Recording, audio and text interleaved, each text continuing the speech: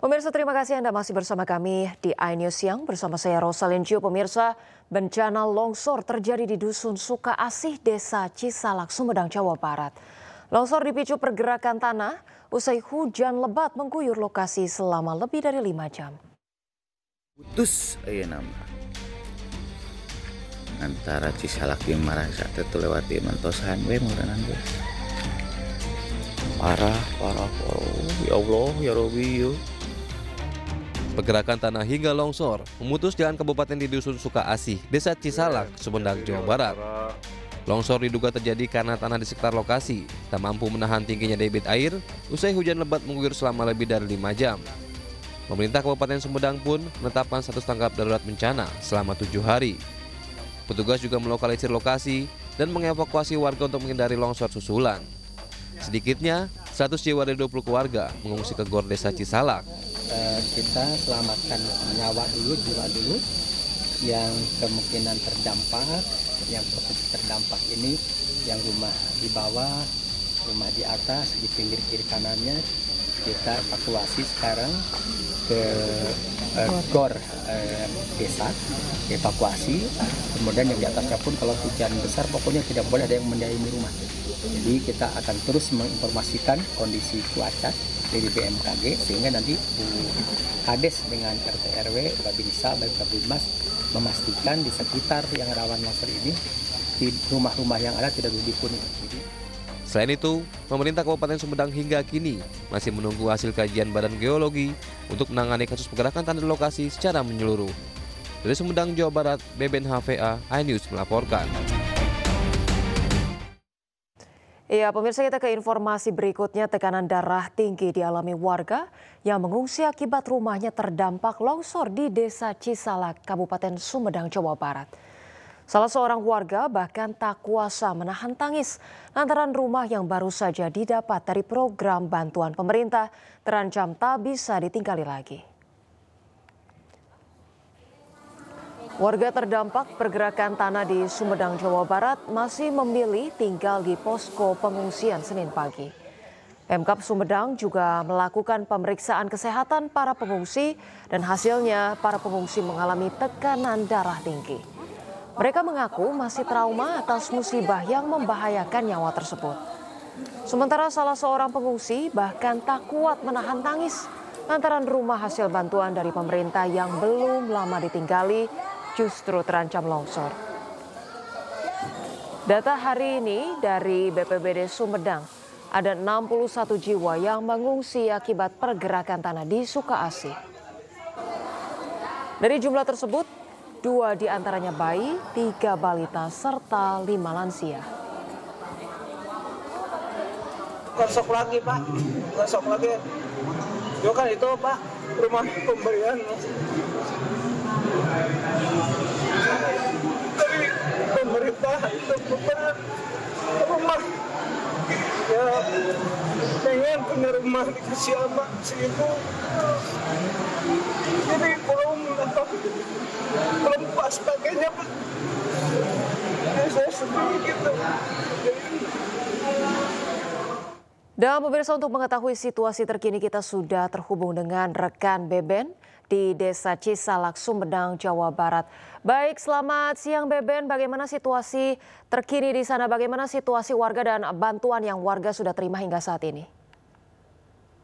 Baik, Mbak Ocha, kami masih berada di lokasi kejadian tanah longsor di Desa Cisalak, yang mana tim geologi BPBD serta BPBD saat ini sedang melakukan kajian terhadap terjadi bencana longsor yang berada di Suka Asih, Desa Cisalak. Nah, untuk sementara bantuan sudah mengalir berada di posko Desa Gor Cisalak. Nah, untuk sementara di sini kami masih berada sama tim dari geologi Unpad. Nah, dari BPBD juga hadir, dari geologi juga hadir. Mereka sedang melakukan pengkajian di lokasi kejadian. Oke. Baik, Beben, dapatkah Anda melaporkan bagaimana juga warga kemudian melakukan relokasi kemana dan kondisi rumah dari warga sendiri saat ini seperti apa, Beben? Kalau kondisinya seperti ini, eh, warga bahkan sebagian warga masih ada di lokasi untuk mengamankan barang-barang berharga untuk dievakuasi ke tempat lokasi lebih aman. Nah, sementara kondisi rumah yang rusak parah cukup memprihatinkan, dan dari pihak pemerintah ini rencananya akan segera direlokasi karena situasi di sini sangat rawan terjadi longsor susulan. Mungkin aja. Baik, Beben, dapatkah Anda memberikan informasi, mungkin adakah pihak-pihak yang dapat Anda tanyai keterangannya di sekitar Anda, Beben? Baik, Ocha, ini saya sudah berbincang sama Pak Ivan Sekian dari Geologi 4. Mungkin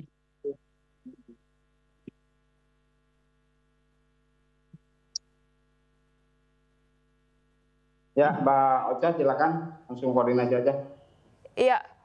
Baik, selamat siang Pak. Dapatkah Bapak menceritakan sedikit Pak terkait kronologi dan bantuan-bantuan apa saja mungkin yang belum didapatkan, dan kendala apa yang saat ini masih kemudian menjadi kesulitan di Cisalak? Silakan Bapak, boleh diperkenalkan Pak. Baik, selamat siang Mbak Ocha. Saya Irfan Sofyan dari Fakultas Teknik Geologi Universitas Padjadjaran. Kebetulan di sini kami tim geologi menuju ke lokasi longsor untuk melihat ataupun mensurvei kondisi longsoran yang terjadi, melihat apakah ada indikasi apa saja yang menyebabkan longsoran yang terjadi di area ini. Tentunya dilihat dari tadi yang sampaikan pertanyaan terkait dengan kronologi kejadian, kalau melihat dari kondisi lapangan bahwa longsoran yang terjadi dipicu oleh kadar air yang meningkat di dalam tanah. Nah, tentunya itu dipicu oleh juga curah hujan yang tinggi ataupun curah hujan yang terus-menerus sehingga menaikkan kadar air di dalam tanah. Kita lihat setelah kami mencoba juga menggunakan drone, terlihat ada di posisi-posisi di mahkota longsoran masih terlihat ada bekas-bekas air yang keluar, yang tentunya itu adalah salah satu faktor penyebab terjadinya longsoran di area Cisalak ini. Tentunya kalau untuk lebih rinci bantuan apa saja yang belum dan terkendala saat ini, mungkin nanti ada yang apakah lebih berwenang untuk bisa menyampaikan itu. Tetapi kalau melihat warga sudah ada yang mengungsi dan sudah ditampung di balai desa, kemudian beberapa melihat kondisi rumah yang ada di sekitar ini memang ada yang terdampak dikarenakan memang di area dekat area longsoran, dan terlihat masih ada indikasi pergerakan di beberapa lokasi bangunan yang dekat dengan longsoran tersebut, sehingga tentunya warga perlu waspada, dan juga warga di area sekitar longsoran yang dikhawatirkan masih ada potensi susulan dikarenakan area-area yang bekas longsoran ini menjadi gawir ataupun tebing yang lebih terjal, sehingga itu berpotensi terjadi longsoran berikutnya pada saat kadar air meningkat. Nah, tentunya ini perlu diwaspadai oleh warga di area sekitar longsoran ini. Itu sementara.